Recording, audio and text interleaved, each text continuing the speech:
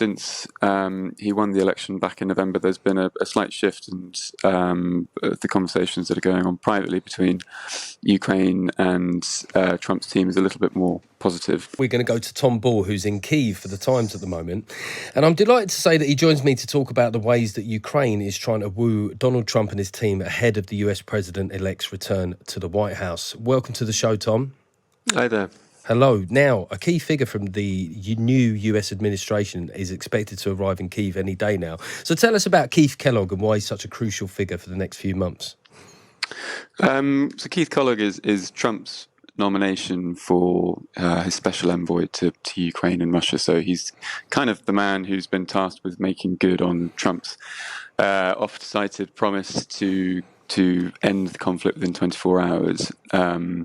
He is expected, as you say, to be in Kyiv within either the next week or perhaps a bit later. But he's generally viewed as quite a favourable omen for the Ukrainians. He's somebody who's been to Kyiv since the full-scale invasion and has good links with some of the diplomats at the Ukrainian embassy in Washington. So he's somebody that I think the Ukrainians feel that they can work with and bodes well for them going forward. Is that a surprise, do you think, in Moscow? Because a lot of the mood music has been that Trump will be favourable in any deal to Putin. Yeah, I mean, this is kind of what it all comes down to, really. The rhetoric that Trump was using on the campaign trail was not always encouraging for the Ukrainians, and indeed he's often spoken about his admiration for Vladimir Putin over the years. So there's reasonable cause for alarm on the basis of some of those public statements. But it feels like since he won the election back in November, there's been a slight shift in the conversations that are going on privately between Ukraine and Trump's team is a little bit more positive.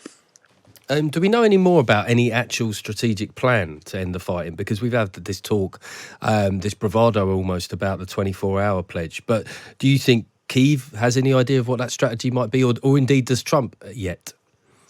Yeah, well, from the conversations that I had with Ukrainian officials who've been over in Washington talking with Trump's team, it sounds like they are still very much weighing up their options. There have been a few ideas that have been floated in various reports, one being that there would essentially be a kind of buffer zone with European soldiers keeping the peace, really. Other suggestions that Ukraine might become a NATO member, but it wouldn't be for 10, 20 years' time in the future. So there are ideas floating around, but I don't think anybody can say with any certainty yet that Trump's team is alighted on one of them. So this could be a moment of opportunity for President Zelensky in Ukraine. How has Zelensky been using that? I mean, like a lot of the corporate and political world for the last few months since the election, he seems to have been engaging in some flattery.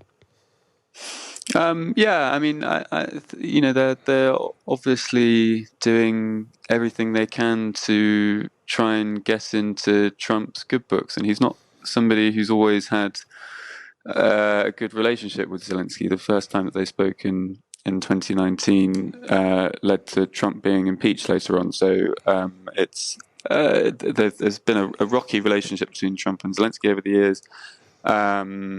As you mentioned, Zelensky arranged a very hasty meeting with him in Paris during Notre Dame's reopening, and after which he went on to Twitter and sort of said how good it was to meet him, and that only Putin fears only Trump. So a clear sort of attempt to butter him up a little bit. And I mean, there have also been other attempts like that.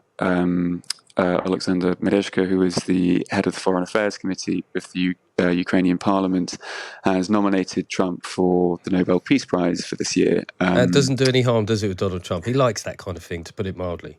Yeah, precisely. I mean, Merezhko would say that that's not flattery. That's an attempt really to get Trump's attention, because there are a whole host of other things that will be drawing his attention as soon as he enters the White House, not least China. So I think it's a way of just trying to remind him that this issue is here, and that the Ukrainians are somebody that he can work with. Now, it's a perception of Joe Biden, I suppose, is in some ways one of the ultimate lame duck presidents. But has he been engaging, or his administration been engaging in decisions which could, to an extent, have Trump-proofed Ukraine?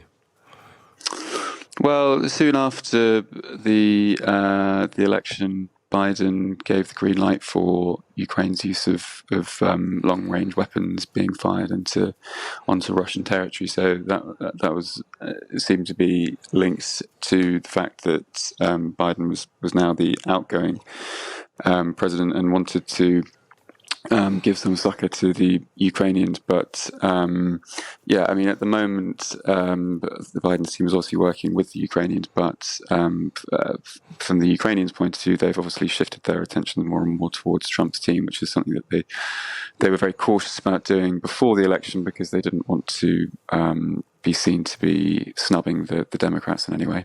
I mean, one thing we know about Trump is that he is an extreme pragmatist in some ways, and for things to appeal to him, they often have to be transactional.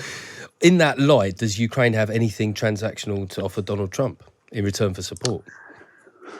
Well, yeah, I think that what the Ukrainians are doing is trying to appeal to that transactional nature. And one official that I spoke to said that Trump's a guy who doesn't think in terms of preserving values of high-flowing values of democracy, etc., but it thinks more in terms of cost-benefit analysis. And this official said that what Ukraine needs to do is to present the argument to Trump that if a peace deal is arrived at on unsatisfactory terms, that in the long run will end up costing the US a lot more money than it would do to sustain Ukraine currently. The other thing they have as well is that it's something that Zelensky included in his victory plan speech in October, which is the fact that Ukraine has some fairly vast natural resources, not least of which is lithium. And lithium, of course, is used in rechargeable batteries, which may, of course, be of interest to Elon Musk. So that kind of carrot was dangled in that victory plan. Just one last question here. You talk about cost-benefit analysis. For all the talk about battlefields and weapons, how important is Russian economic difficulties going to be, and the leverage of sanctions in coming to a settlement? Yeah, this is all in the context of the fact that Russia is gaining huge amounts of territory currently in eastern Ukraine and doesn't really have much incentive, at least from a battlefield perspective, to come to the negotiation table. But as you say, they are suffering economically at the moment. Inflation's at around 10%, and the economy is expected to grow by far less than it did in previous years. So one of the ideas that's being floated is to coercing Russia to the negotiating table is by the use of American sanctions that would have a deleterious effect on their economy. Okay, Tom Ball, thanks very much. And if you're interested in the Ukrainian relationships with Donald Trump, you can read more from Tom in The Times or with a digital subscription via thetimes.com.